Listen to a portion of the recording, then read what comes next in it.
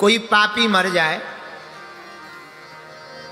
जिंदा तो छोड़ो मर जाए, पर उसके नाम से भी अगर भागवत करा दी जाए तो उसका भी तरन तारण हो जाता है। रुको, दूसरी बात सुनो। पापी नहीं, महापापी, जिसने जीवन भर पाप के अलावा कुछ ना किया हो। आहा, कभी भागवत पढ़ो तो अंतिम श्लोक बड़ा प्यारा है। नाम संकीर्तनम यस्य सर्व पाप प्रणाशनम। धन्य है श्री सुखदेव जी।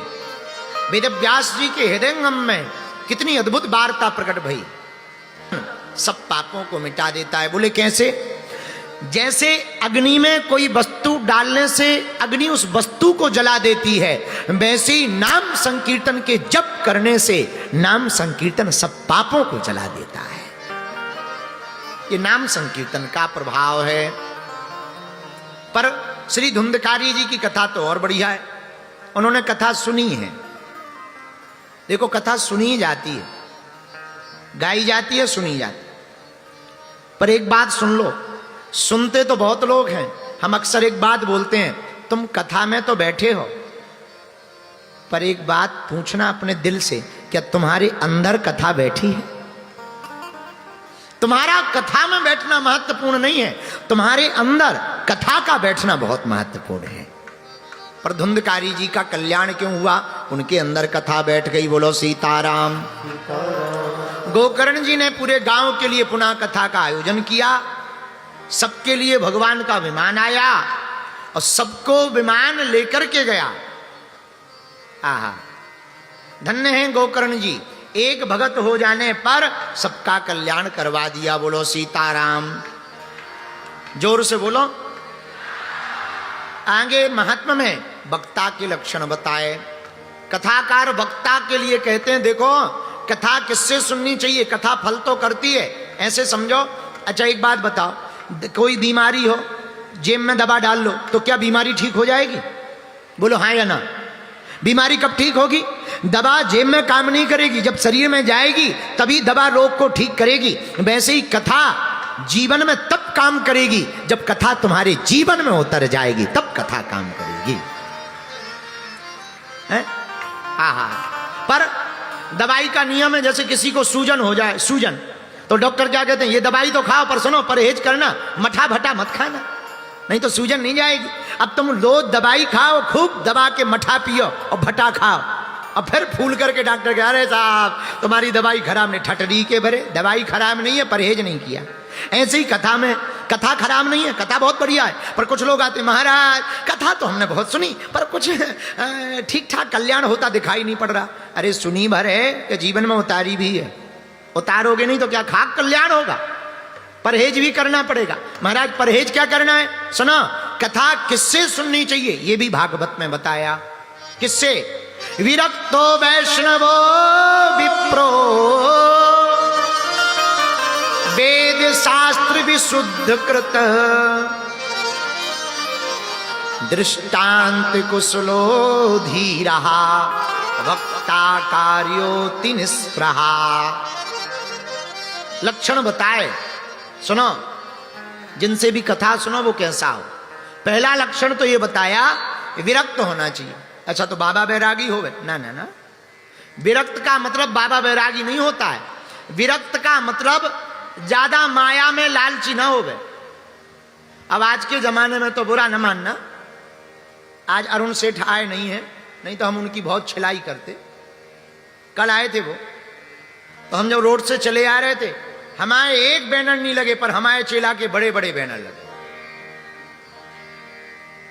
लगे कथा ही के हैं। पर एक गजब बात है कि जो कथा के बैनर, उसमें लिखो है बागेश्वर सनातन मठ में आपका स्वागत है, और चेला की पूरी 6 फुट की लंबी फोटो है।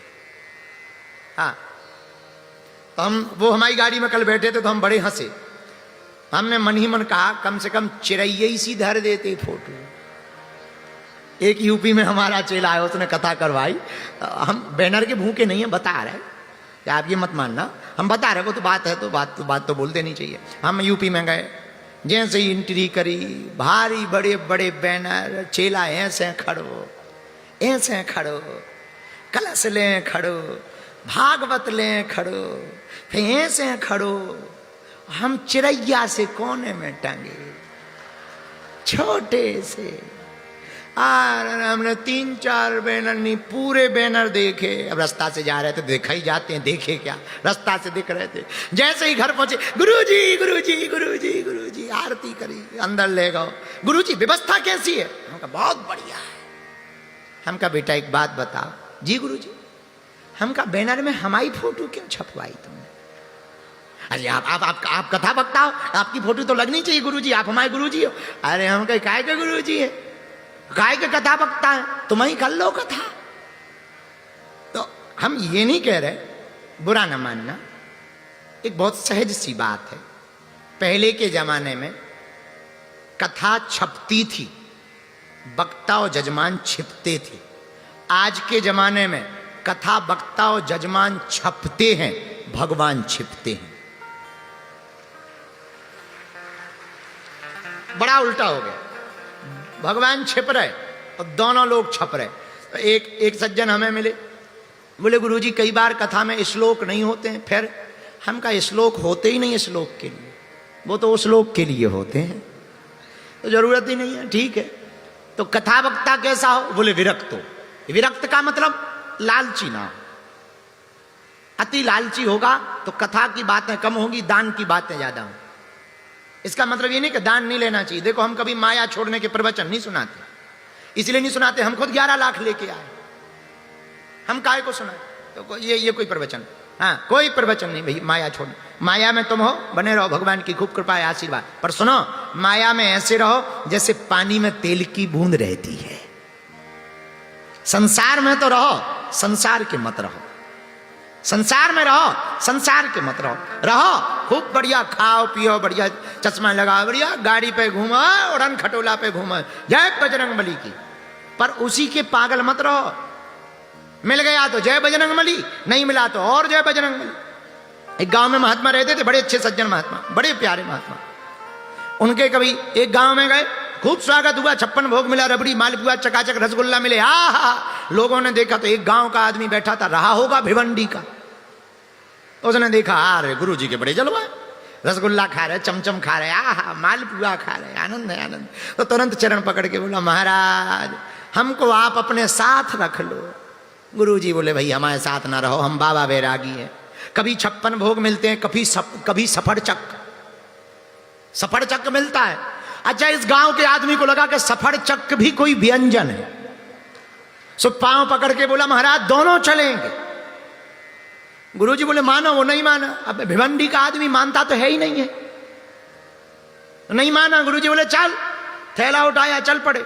दूसरे गांव में गए, फिर स्वागत, आज चमचम रसगुल्ला मालपुआ चाक छन रही खीर तस्मैया। इसने चेला ने कहा, ये बहुत बढ़िया है ना, कोई काम धाम करना, दिन भर थैला भर टांगे रहो, दोनों टाइम दबा के खाओ, ये बहुत बढ़िया है। लेकिन गुरुजी तो गुरुजी, गुरु तो गुरु ही होते हैं, चेला तो चेला ही होते हैं।